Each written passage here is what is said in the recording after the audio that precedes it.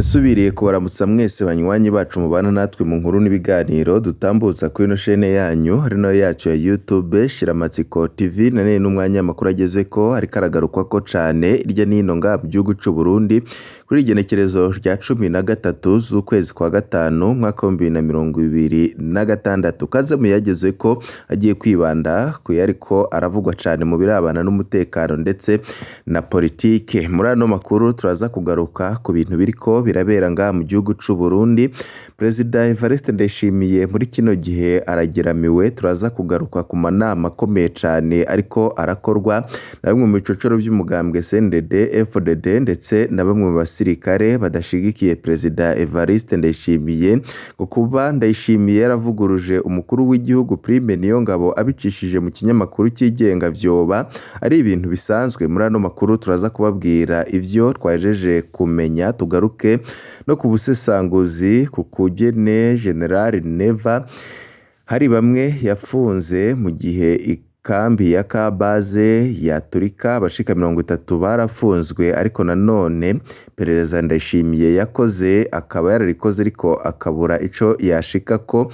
Ngo Ndayishimiye yoba yarashatse gukubita inzoka canke kwica inzoka, asanga inzoka yiziringiye ku gisabo, acabona yuko akubise iyo nzoka nyine ngayimene umutwe n'igisabo gishobora guca kimeneka, ibintu bigaca biyangara.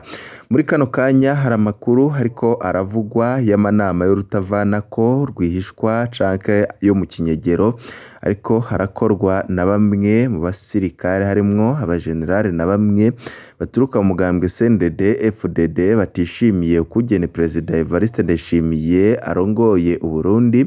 Muri kano kanya amakuru ariko aradushikira aravuga ukugene General Prime Niyongabo ababazwa na Perezida Evariste Ndayishimiye ukuntu yishe igihugu ndetse n'abandi bagenerale na bamwe mu bicocoro by'umugambwe CNDD FDD. General Prime Niyongabo kandi aravuga ukugene Ndayishimiye yasigaye akengera igisirikare ntanitwararike ineza y'igihugu ahubwo akabandanya uvuga ibintu bitaroranye. Muri ano makuru turaza kubabwira iby'iyo nama ikomeye cane iriko iraba mu kinyegero irongowe na General Prime Niyongabo. Co bikora muri kino gihe ngo nimba ari umuntu ugeramiwe cane ni General Neva. Kuri ubu ngubu imirwi itamushigikiye harimwo n'abindani mu mugambwe wiwe, kuri ubu ngubu bahejeje kuvuga yuko yigennye kubera ko azi amakosa akomeye cane akora, ko batari gusubira kumuha icizere co gusubira kuba umukandida wa CNDD FDD mu matora yimirije umukuru w'igihugu mwaka wa 2027. Byose nyine turagenda turabigarukako, ariko ico twobabwira nuko inzu iriko irasha. Perezida Evariste Ndayishimiye muri kino gihe ari hagati y'urupfu n'umupfumu, kuko ibintu biriko biraba ni ibintu biteye ubwoba. Ndayishimiye kuri ubu ngubu ngo yoba yaramenje. Muri ano makuru turaza kubabwira byinshi biriko biravugwa cane kuri uyu mukuru w'igihugu, nyinyurana riri hagati ya Ndayishimiye ndetse na bamwe mu bicocoro by'umugambwe, nyinyurana riri hagati ya Ndayishimiye ndetse n'abasirikare. Ibintu bikomeye cane biriko biraba kugene Ndayishimiye yajeje kongereza ibijanye n'umutekano wiwe mu gihe himirije amatora. Kugene Ndayishimiye yashizwe ko igitutu gikomeye cane kugira ngo arekure General Arengiyome Bunyoni. Aho vyatanguriye hose turaza kugenda nyine turabigaruka ko muri ano makuru twabiguteguriye. Batarafyonda kuri s'abonner canke se subscribe wafyonda ko kugira ngo uzurabana natwe mu nkuru n'ibiganiro twama twatambukishije kuri ino chaîne yanyu hano yacu ya YouTube Shiramatsiko TV. Ndayishimiye yoba yashatse kubogoza General Prime Niyongabo bimuta kuwa amazi. Kuri ubu ngubu ishavu mu basirikare ni ryinshi cane, twari twigeze kubabwira ku vyabaye ku igenekerezo rya mbere aho imiduga irerura General Prime Niyongabo yakozwe ko igitero gikomeye cane, maze General Prime Niyongabo arahungishwa mu gihe habaye inama gitaraganya giturumbuka. Ndayishimiye yemeza yuko baba bakoze ivyo baba ngari inkozi z'ikibi zidashigikiye ubutegetsi bwa CNDD FDD zuba zakoze icyo gitero, ariko nanone biboneka yuko Ndayishimiye yarazi neza ukugene vyoba byifashe. Ni mu gihe Ndayishimiye n'ubundi yagerageje kenshi kogoza uyu mujenerali agize imyaka irenga 12 arongoye igisirikare c'u Burundi bikamuta kuw'amazi. Kuba Ndayishimiye yavuguruje umukuru w'igisoda General Prime Niyongabo abicishije mu kinyamakuru cyigenga vyoba ari ibintu bisanzwe vy'ukuri. Igice c'ubusesanguzi ingene bakubita inzoka yizingiye ku gisabo. Ikinyamakuru Jeune Afrique cashize ahabona ku igenekerezo rya 10 z'ukwezi kwa gatanu mwaka wa 2026 ikiganiro cakoranye na Evariste Ndayishimiye. Umumenyeshamakuru wa Jeune Afrique Romain Grace yamubajije ibibazo byinshi ku buzima bwa politike y'igihugu. Kuko twabibonye mu mwihwezo wa mbere, umumenyeshamakuru yamubajije ibibazo bigobetsemwo inyishu z'ukuri bizwi ko Ndayishimiye atashobora kwemera. Iki ni ikimenyetso ko Romain Grace co kimwe n'abandi banyamahanga bazi neza ibibera mu Burundi. Nta kibazo na kimwe Ndayishimiye yigeze atangira inyishu itomoye. Ihangiro ry'ikinyamakuru canyu riguma ari rya rindi, abarundi dutegerezwa kudafata minenerwe ijambo ryose risohotse mu kanwa k'umukuru w'igihugu. Burya ivyo umukuru w'igihugu atangaza yicaye imbere y'umenyeshamakuru mpuzamakungu biri mu biduha igicapo kitabesha ku muhango ku mahangiro y'umukuru w'igihugu. Inyuma yo kumutega amatwi, abarundi baraheza bagatangura kubazanya ko imvugo y'umutegetsi wabo ihumuriza canke ataco bomwitegako. Basanze ataco azobamarira bakabona kumuva inyuma hakiri kare arivyo bifise ishingiro nivyo bakora. Nico nyine twababwiye ku bijanye n'inama ziriko ziraba mu kinyegero za bamwe mu bajenerali ndetse na bamwe mu bicocero vy'umugambwe CNDD FDD, aho ziriko zirahinyanyura ibijanye n'ibiriko biraba ngaha mu gihugu c'u Burundi, biriko birakorwa n'umukuru w'igihugu c'u Burundi Perezida Evariste Ndayishimiye, ndetse n'ibindi bitandukanye kugira ngo Ndayishimiye atabandanya gukora ibintu nabi canke kuzamvya ibintu muri iki gihugu c'u Burundi, nubwo we nyine agaragaza yuko ari we afise ubwenge kurusha abandi barundi, cane cane n'abategetsi bafatanya kurongora igihugu, kuko ibintu vy'igihugu byose yabishize mu minwe umenga igihugu n'urugo rwiwe, kuko aherutse kuvuga yuko ari umuvyeyi w'abarundi. Bamwe bakibaza ukugene umuvyeyi w'abarundi yoba arya agapfungura neza mu gihe abarundi bagowe ay'ikivumvu. Muri no nkuru reka rero dusesangure hamwe ivyo umukuru w'igihugu yabeshe kwirekurwa rya Bunyoni hamwe n'icaturikije ikambi ya Kabaze, ndetse n'ivyinyegeje inyuma y'amanama akomeye cane ariko arakorwa n'abasirikare, ndetse n'ubutumwa bukomeye cane ngo abasirikare bahaye General Neva mwiturika rya Kabaze. Ivyo byose nyine biri mu matohoza twajeje kwegeranya ko biriko birabera ngaha mu gihugu c'u Burundi. Kabazo kwirekurwa rya General Guillaume Bunyoni kagira kati: ukurekura vy'agateganyo hoze ari umushikiranganje wa mbere Guillaume Bunyoni yoba yabaye ingingo yo kugarukana ituze mu gihugu.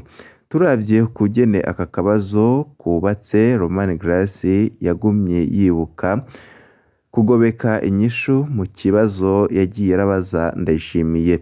Ako kajambo kabaza ko Ndayishimiye yarekuye Bunyoni kugira ngo agarukane ituze niyo nyishu rudende ku kibazo yabajije Ndayishimiye. Ndayishimiye yavyamiriye kure nyine. Ndayishimiye yafashe akanya abanza kuvuga ko Bunyoni yafunzwe kubera atasonera amategeko, asozera avuga ko yamurekuye kubera arembejwe n'indwara, kandi bikaba biboneka ko atanguvu agifise zo gukora ivyaha. Kuvyo Ndayishimiye yabwiye mumenyeshamakuru ko Bunyoni yafunzwe no gusuzugura amategeko, asa n'uwashimangiye ivyo yari yaratumye sentare kumurementaniriza. Muribuka ko ico abarundi bamenye nuko Bunyoni atapfunzwe no gusuzugura amategeko, ahubwo yazize kuba yafatanywe itonga ariko yigarurira umupfumu wa Evariste Ndayishimiye. Emmanuel Ntikazohera wo mu Ruyigi yapfumurira Evariste Ndayishimiye. Umukuru w'igihugu yaciye asa n'uwibonye ko amaraso acafata inzira yo kumuremeka ko ivyaha vy'agacamutwe kugira ngo abone uko amwikurako, uko Neva yari yarakaye cane kukugene Bunyoni yoba yagerageje kumwiba umupfumu. Naho Ndayishimiye yahakanye ko yarekuye Bunyoni kumvo zo kugarukana ituze mu nyishu yatanze.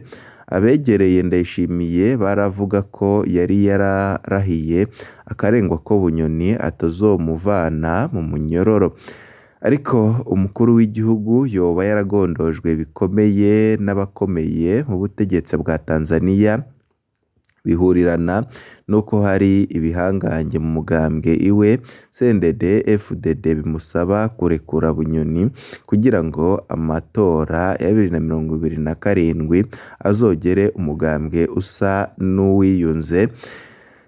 Mu makuru twatohoje ndanakeka ko inguvu nyinshi zagondoje Ndayishimiye zoba zaraturutse hanze y'u Burundi mu mugambwe CCM, Chama cha Mapinduzi utegeka Tanzania.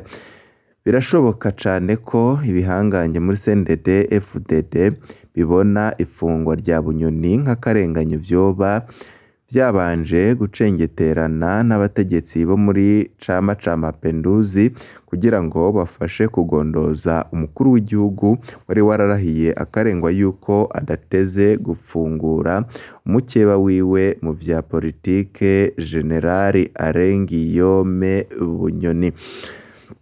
Ndayishimiye hashobora kuba yaraharuye asanga kugagaza bizohava bimukwegera ingorane zisumba izo yatewe na Bunyoni, acahitamwo kumanika amaboko araheberana. Umukuru w'igihugu yasanze ikibazo ca Bunyoni camaze kumubana k'inzoka yiziringiye ku gisabo, acahitamwo kurekerana kugira ngo ntamene igisabo. Akabazo kw'iturika ry'ikambi Base kagira gati: mu ntango zandamukiza iturika ry'ububiko bw'ibirwanisho i Bujumbura byavuzwe ko vyinshi, mbega iryo turika ryoba ryatewe n'inkozi z'ikibi?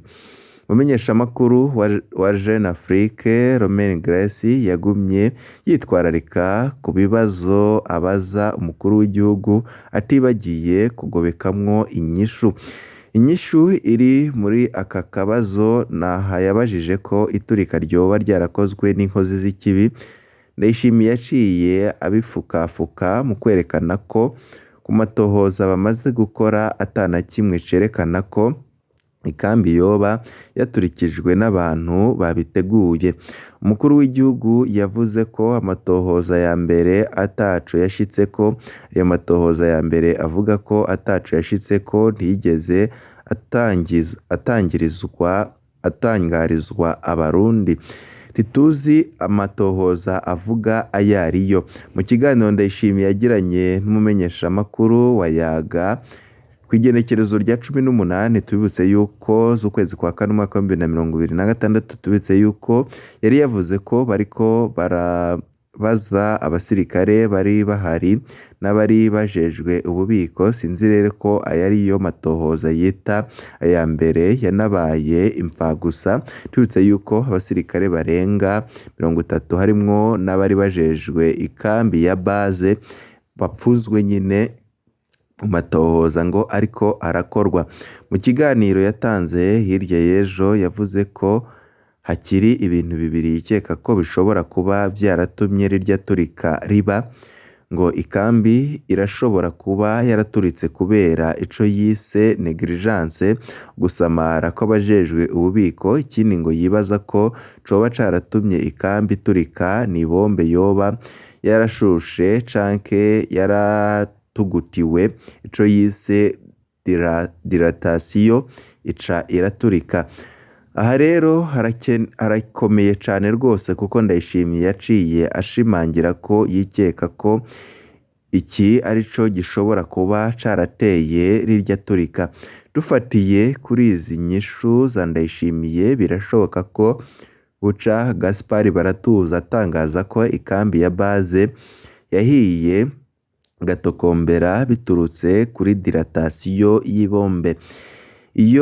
Iyi izoba ari inkuru nziza ku basirikare barenga 30 twababwiye bariko bakorwako amatohoza, kuko ndizera ko bazoca babohorwa basubire kwidegembya.